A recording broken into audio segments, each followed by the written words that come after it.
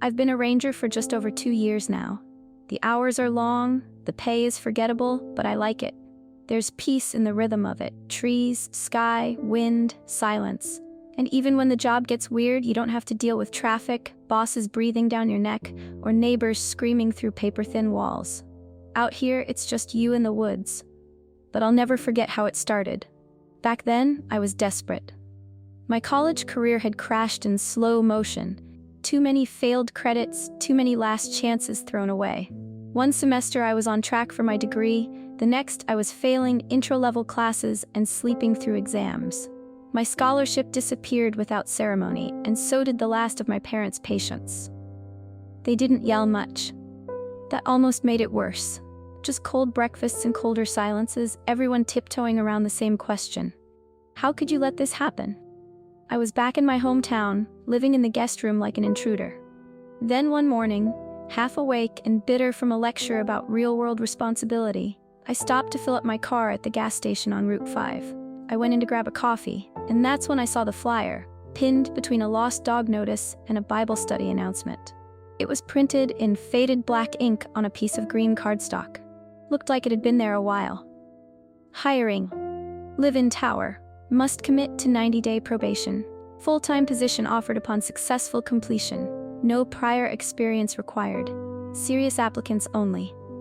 That last line caught me. Live-in tower. Free rent. Seclusion. A break from the awkward breakfasts and sideways glances and the constant noise of my own failures. I took the flyer and called the number listed at the bottom before I could talk myself out of it.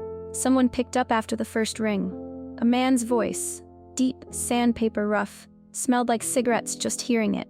You made the cutoff, he said. Interviews tomorrow, 9 a.m. sharp. That was it. No questions, no confirmation. Just a time. He hung up.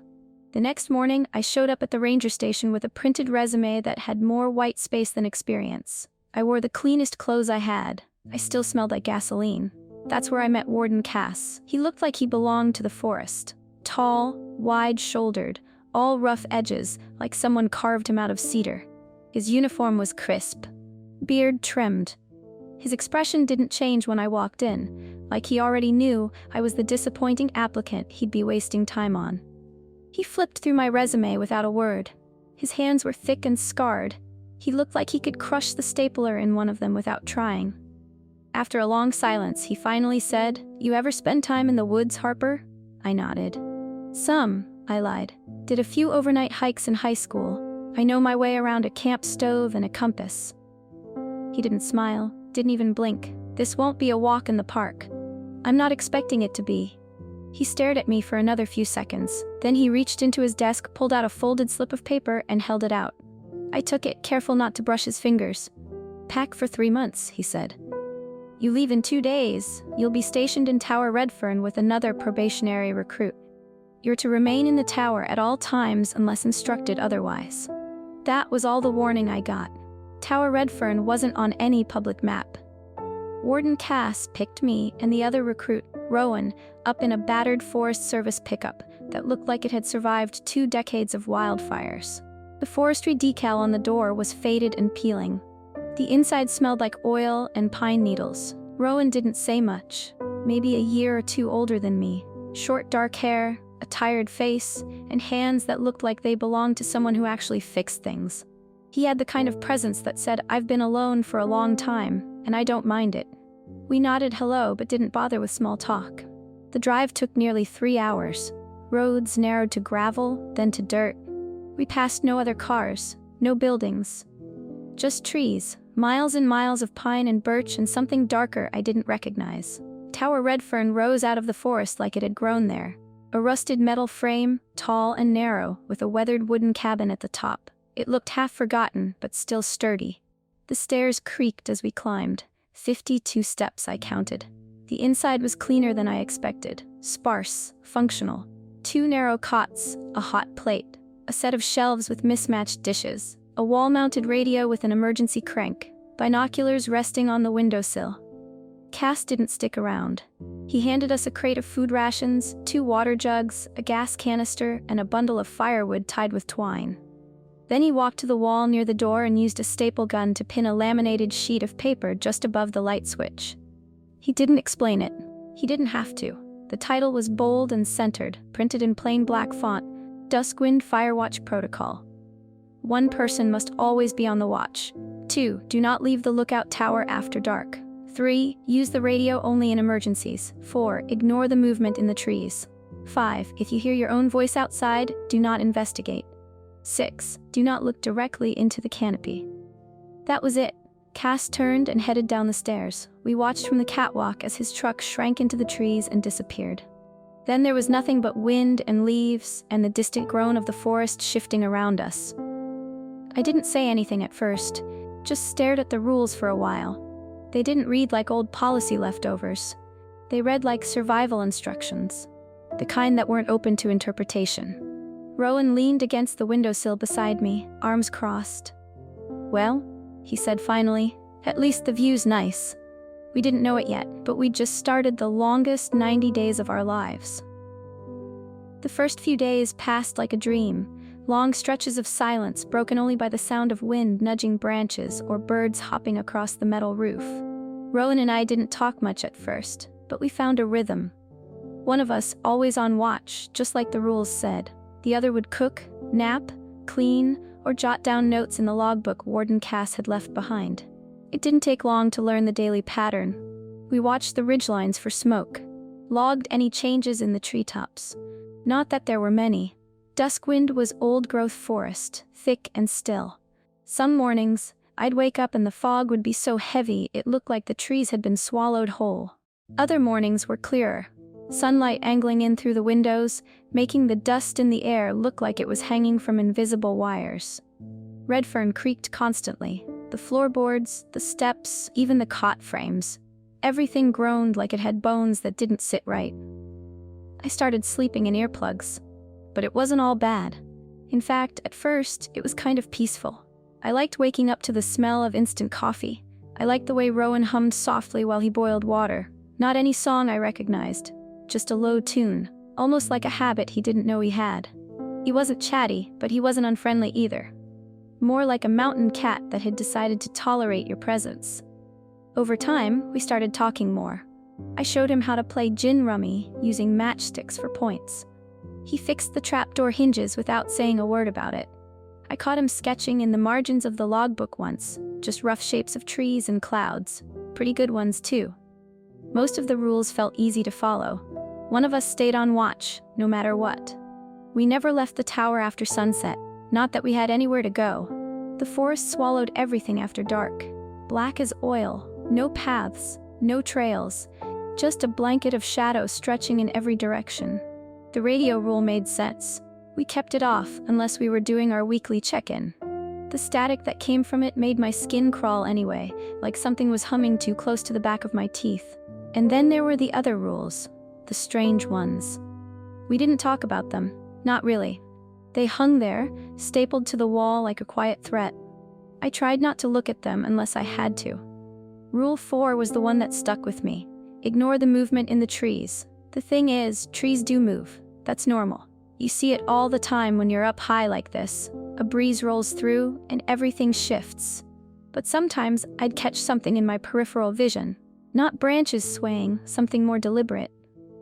Something that didn't move with the wind but against it. Once, I saw what looked like a large shape drop from one tree to another in a way that didn't make any sense. Not a bird. Not a raccoon. Too big, too fluid. I blinked, and it was gone. I didn't say anything to Rowan. He didn't mention anything either. Until the tapping started. It was a little over 2 weeks in. We'd just eaten one of our usual dinners, instant rice mixed with dried vegetable bits and a packet of soy sauce we'd found in the supply crate. Rowan was on watch. I was writing in my journal, half asleep from boredom, when I heard it. 3 soft knocks against the glass. I looked up. Rowan was frozen at the opposite window, binoculars still raised. "You hear that?" I asked. He didn't move, just lowered the binoculars and looked out. "Yeah." I got up slowly and peered through the nearest pane. There was nothing there. Just the trees, thick and dark, rustling slightly in the breeze. I opened the door to the catwalk and stepped outside. Cold air hit my face. I circled the entire perimeter, checked every corner. Nothing but leaves and wind and that low, distant sound of insects humming like an engine. When I came back inside, Rowan was staring out the glass again. "Bird," he muttered. "Had to be." But his voice didn't sound convinced. I didn't argue, just sat back down on the cot and tried to pretend I wasn't watching the corners of the windows for the rest of the night. After that, things got quieter. But not in the normal way. We stopped laughing, stopped playing cards. Rowan stopped humming in the mornings. The forest around us felt still, like something holding its breath. And I started noticing something else.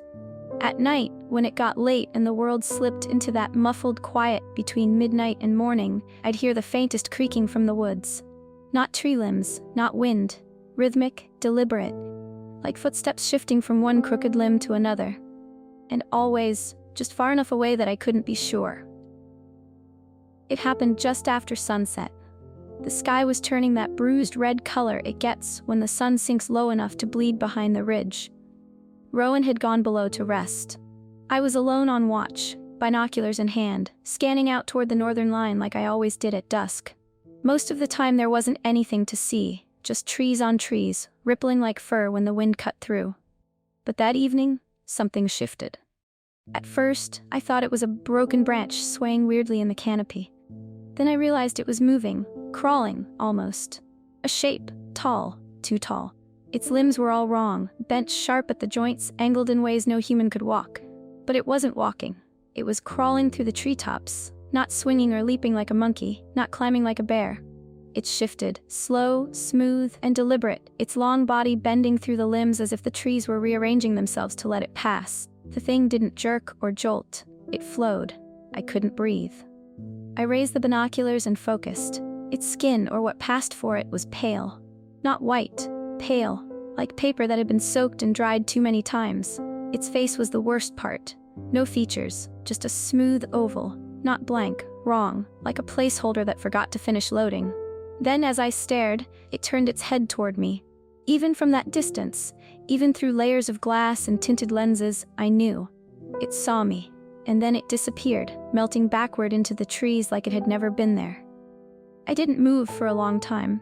My hands felt glued to the binoculars, my mouth dry like I'd swallowed dust. When Rowan came up to relieve me, I must have looked shaken because he paused at the top of the steps. "You okay?" I didn't answer right away. Then I turned to him, voice low. "I think I saw one of the things the rules are talking about." He didn't smile, didn't laugh. He just rubbed at his eyes, sat down on the stool by the window and said, "Yeah, me too." That was the first time we said it out loud. We started calling them the Hollowed. It felt better than things. Felt like giving them a name gave us some kind of control, like it made them a little more real, a little less unknowable. But naming them didn't help much. They were always there after that, never during the day, not directly. But you could feel them, just at the edges. You'd catch a flash of movement deep in the woods and tell yourself it was a deer, or a shadow, or nothing.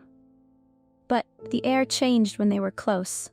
It got still, pressed in against your skin, like the tower was holding its breath along with you. And then the whispering started.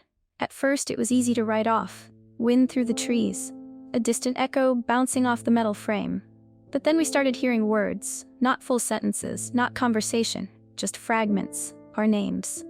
The first time I heard mine, it sounded like someone standing outside the trapdoor, whispering up through the slats. I didn't answer. The second time it said something I hadn't told anyone else. "We're almost out of oatmeal." It said it in my voice, exact tone, exact rhythm, like someone had recorded me and was playing it back with a smile. That changed everything. Hearing your own voice coming from the trees, it doesn't scare you the way seeing something does. It unravels you. It gets into your head and picks things apart from the inside. It makes you feel like your memories are being stolen as they're made. Like the walls of your own thoughts aren't solid anymore. I stopped talking near the windows. I stopped humming while I cooked. I stopped reading aloud, even when I was bored. Rule 5 was easy to follow now. I didn't want to know what happened if you broke it. Rowan got quieter too. We barely spoke after dark. We'd sit at opposite windows, watching the trees, only exchanging nods when we switched shifts. We both slept with the axe nearby. The Hollowed didn't come closer, but they didn't leave. Sometimes I'd see them, Just shadows perched high in the canopy, still as statues. 5 or 6 at a time, sometimes more. Always looking. Always waiting, never moving. But I knew they could, and I knew they would, eventually. It happened on the 41st night. Rowan had taken the first half of the shift, like usual. Midnight was the handoff, and I was supposed to wake up at 12:15, take over, and log any movement until sunrise.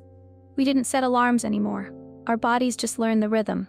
I'd open my eyes a few minutes before my shift without fail. But that night, something was different. I woke to silence. Not the soft hum of Rowan's boots pacing across the wooden floor, not the occasional scrape of a chair leg. Just stillness. I checked the clock. 12:17. No sign of him. The stool by the window was empty. The radio was untouched. The binoculars were lying on the floor near the hatch, one lens cracked straight through. I called his name, once. Just once. Then I saw them, his boots. They were neatly placed by the door, side by side, laces tucked in. That stopped me cold. Rowan never took his boots off up here. Not during shift. Not even to sleep. He said the floor was too cold and he liked being ready, just in case. We joked about it once. He called it combat cozy, but there they were. I moved slowly across the room, heart kicking in my chest like it was trying to leave without me. I crouched and touched them. They were warm. Then I heard it, a faint scrape across the catwalk outside. Just one, like something shifting its weight, dragging a foot or maybe a hand along the railing. Then nothing. I backed away, careful not to make a sound, and locked the trapdoor, every bolt, every latch. Then I sat down with my back against it, the axe across my lap, and the light switched off. I didn't sleep, I didn't speak, I didn't touch the radio. It wasn't just fear, it was the rules. Use the radio only in emergencies. But what counted as an emergency anymore? Rowan was gone, or missing, or taken. But there was no sign of struggle, no blood, no broken wood, just absence. Silence. If I broke the rules, would they come for me next? If I turned on that radio, would it draw them closer? Would it invite something worse? I told myself I'd wait until morning, just a few more hours, just until the sun came up and I could think clearly. If I was still alone, then I'd call Cass. I'd make the report, but not before. So I sat in the dark. The Hollowed came back that night. They didn't knock, didn't whisper. They just watched. I saw them through the windows. Tall, crooked silhouettes hunched in the trees, still as rotted scarecrows. Their faces, smooth and pale, tilted slightly upward like they were smelling the air around the tower. There were more of them now. 5 at first, then 7. At one point I counted 9. They didn't blink. They didn't move. But they stayed. The next morning I found something else. A second copy of the rules. It hadn't been there the night before. I was sure of it. The paper was clean. No dirt, no water stains. Corners sharp and flat. It was stapled to the wall beside the original. Same font, same spacing, same title. Duskwind Firewatch Protocol, Tower Redfern. But the 6th rule was different. Not crossed out. Not rewritten, just changed. 6. Do not look directly into the canopy. They know when they're seen. I stood there for a long time, staring at that line. Then I took the binoculars and turned them to the treetops. Fast. Nothing moved, but I didn't keep looking. I dropped the binoculars into a drawer, shut it tight, and didn't open it again. From that moment on, I slept in shifts. Ate less. Drank only when I needed to. I kept the axe beside me at all times, blade resting against my shin, hand never far from the handle. I kept the watch alone. After Rowan disappeared, time broke. I stopped counting days and started counting sunrises. I wasn't eating full meals anymore. Just handfuls of dried trail mix or a cold scoop of rice straight from the pot. I barely slept. 30 minutes here, a rough hour there, always with my back against the wall and one hand resting on the axe handle. The forest never stopped watching me. They were there every night now. The Hollowed, sometimes 5 of them, sometimes more. I stopped trying to count after 13. They'd gather at the edge of the clearing like they were waiting for something. Their bodies were wrong. All joints and limbs that bent the wrong way. They didn't move unless I blinked, but every time I looked again, they'd be a little closer. A few feet more, a branch lower, always watching the tower. They never climbed, but I knew they could. I knew they were choosing not to, yet. The worst part wasn't when they were visible. It was when they weren't. The nights when the trees were empty, those were the hardest. because I knew they were still out there. That's when I started hearing my own voice again. At first it was a whisper, just outside the walls, repeating lines I'd said weeks ago. You take first shift? Could use another matchstick if I'm gonna beat you. I think that's the last of the oatmeal. Always small things. Harmless, but exactly right. Right down to my tone, my pacing, the pause before I spoke. They weren't just mimicking my words. They were remembering them. Then they started using other voices. My dad's. My old roommates. One night, I heard the voice of a girl I hadn't spoken to since high school, calling me from below the tower like she was lost in the woods and had just happened to wander to my doorstep. I didn't move. I didn't answer. I stopped looking out the windows completely. The hollowed were changing tactics, getting bolder, or maybe I was just getting weaker. On the 89th day, the sun didn't rise. Or maybe it did, but the sky stayed the color of old bruises. Sickly green, dull gold, clouds stretched thin like skin. The air felt thick, still, like the world was holding its breath and waiting for something to step forward. I paced the tower all day, didn't eat, didn't sit, didn't speak. I just waited. That night, they came. Not to the trees, not to the edge of the clearing, to the tower. The first knock came at 12:03 a.m., soft, deliberate, right at the trapdoor under my feet, then another, and then many. Little claws, little hands, tapping in unison. Then the voice, my mother's. Harper, come down now, sweetheart. I'm not mad, I just want to talk. It was her exact voice, not just the sound, but the way she used to say my name when I was in trouble. When I'd broken something or lied about skipping class, the careful, forced calm in her tone, the kind of voice meant to pull a guilty child out of hiding. I know you're in there. The tapping grew faster. All around the hatch now, all angles, not fists, fingertips, tiny, endless fingertips. Harper, don't make me come up there. I sat on the floor with the axe across my lap and my back pressed to the trapdoor, teeth clenched so tight I felt my jaw pop. I closed my eyes and tried to breathe, slow, steady, but I didn't speak. I didn't move. I didn't look. The knocking lasted until just before dawn, and then all at once it stopped. Silence came down like snow. I stayed where I was until the sky lightened. When I finally stood and unlocked the hatch, my legs were stiff, my hands locked in place around the axe handle. I climbed down the stairs slowly, no footprints, no claw marks, just frost on the steps, and a crate at the base. A new supply drop, same kind of crate as before, same old military stenciling on the side, but this one had something else, taped to the lid in blocky, rushed handwriting. Congratulations. You made it. Uniform enclosed. Welcome to the Corps. I didn't smile. I didn't speak. I just sat beside the crate until the sun climbed high enough to touch the top of the tower. It's been 2 years since I opened that crate. Inside was a Forest Service uniform in my size, clean, folded, brand new. There was no radio message, no truck waiting at the trailhead, no sign of Warden Cass. Just the crate, the note, and the heavy silence of the woods around Tower Redfern, thick as ever and twice as still. I didn't question it. I didn't ask who brought it. I just put the uniform on, packed what I had left, and waited. Cass showed up at dusk that same day. The sound of his truck crunching across the forest floor felt like thunder. I met him halfway down the stairs, still gripping the axe, even though my hand didn't quite realize it anymore. He didn't ask where Rowan was, didn't ask how I was holding up. He just looked at me, like he already knew the answers. You made it, he said. I nodded once. He drove in silence, same as the first time. This time I sat in the passenger seat. No questions, no congratulations, no welcome party.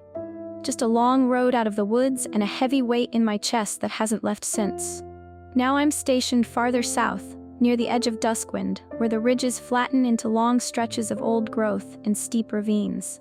There's no tower here, just a patrol cabin, and a cleared trail I hike every morning. I log wildlife activity, I maintain trail markers, I talk to hikers if they get turned around, but mostly, I watch, and I still see them.